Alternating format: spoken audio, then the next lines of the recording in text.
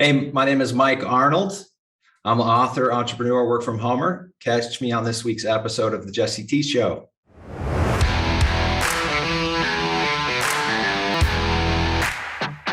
Mike Arnold, welcome to the Jesse T Show, brother. Happy to be here, Jesse. Man, I can't wait to have this conversation because we're having a lot of people feeling what it is that you're able to guide them through in terms of working from home and the psychology behind that and how to kind of balance life and business. But tell a little bit before we dive into that about who you are and what brought you to today. Well, I mean, I'm a guy just like you, just like everybody else out there, human trying to be. And I wrote, obviously the book I wrote for people who work from home and just going through my own mistakes and really getting by the skin of my teeth, you could say, in a lot of ways for many, many years. I have a pretty interesting story that I haven't really told actually necessarily on a podcast so far, which I think I could definitely dig into here. But had a unique beginning and again, just went through a lot of different ups and downs and made it out and was able to find myself always at the top despite anything that stood in my way. And I wrote a book about basically what I did to get it together and be successful. And I use it today. I use exactly what I wrote down as a roadmap for myself in case I get too sidetracked doing something else. So that's ultimately what it is and what I'm here for. What were some of those challenges you faced in terms of being able to, like you, as you stated, get out? What was it that was kind of pulling you back or pulling you down that you had to overcome? Honestly, I'll tell you just from the beginning, and obviously I'm going to short story this. I'm not going to obviously go into like massive detail, but I actually left high school really early on in about 10th grade because of multiple reasons. My mom was sick. She couldn't work. I mean, almost a cliche story. Moved to California and decided to get a job, tried to do school while going to work, but it wasn't working out. And so very early on, I took a lot of different jobs, doing a lot of different things just to try to survive and pay bills. And if you know about California, even before all this craziness, you realize it's very expensive to live there, let alone trying to live with, other kids and a family. And so ultimately, a lot of what I went through was the fact that I wasn't as educated as another person because I didn't have necessarily the ability to jump in. I was educated, street smart. I think I was just generally smart and could get around and do a lot of things and was able to really learn from watching.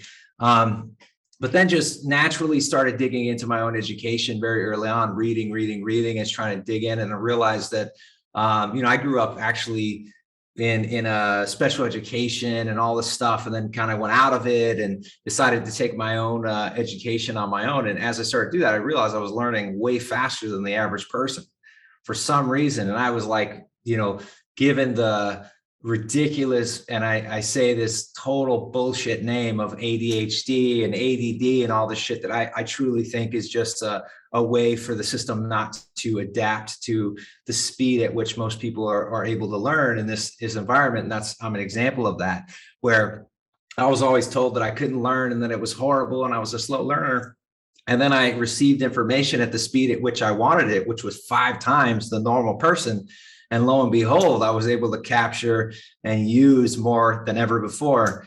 And started doing that from, my working in an employee office space into working for myself. And I learned more and more about it by starting in a finance business at the complete bottom and used that skill once I had understood what actually occurred here and realized the switch that had taken place in my mind, if you will, in my spirit.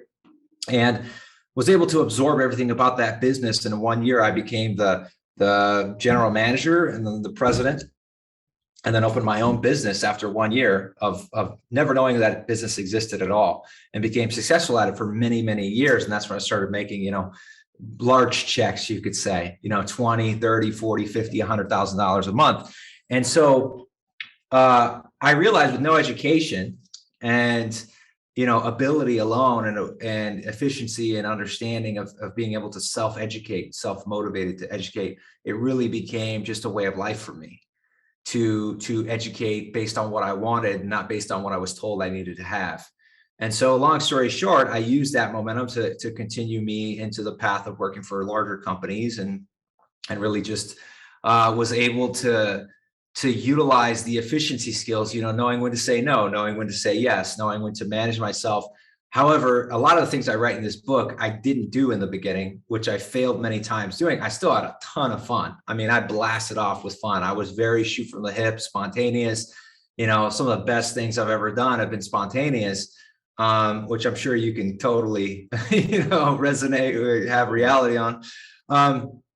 But I think really these large companies started coming after me and headhunting me because of what I had done for myself. I was one of the first guys ever on the internet to advertise commercial financing. I was one of the first guys to blast off, and I guess you call it spam now, but I was like working with guys that were creating programs that would put ads on Craigslist all over the country at the same time. I was doing these things that obviously today you can't do, but I was doing things that had never been done before. And I remember the first time I walked into one of that finance business, the guy's like, don't reinvent the wheel. And that just drove me fucking crazy. Wow. So, and forgive me, you can dub this out if it's, but that was the biggest piece, was that, I listen a lot more than I talk, other than right now, of course. But, and it's funny, I thought about this morning. You ever heard of the Fool card in tarot cards? I have. Yeah. Yeah. So I've basically played the Fool card a long time, where I portray the fool because I want to hear what other people have to say so I can make my estimation first. And for a while I was like, when are you going to be the teacher? Why are you going to always be the student? If you asked me what my hobby was, I would tell you it's being a student. I definitely can teach and I know a lot, but I love learning. Yep. And so anyway, long story short, I progressed further and further and further and became more and more successful. And I think ins and outs of working from home and balancing your life became really important 5, 6, 7, 8, 9, 10 years into working from home. It really wasn't the first few years. It's after that. It's after you have pushed yourself into everything that you have, working yourself to death because you're your own boss now, even though you have a boss or you don't have a boss. And we're our own worst critic, and we're our own slave drivers, right? And that's really what it comes down to, is if you're going to be your own judge,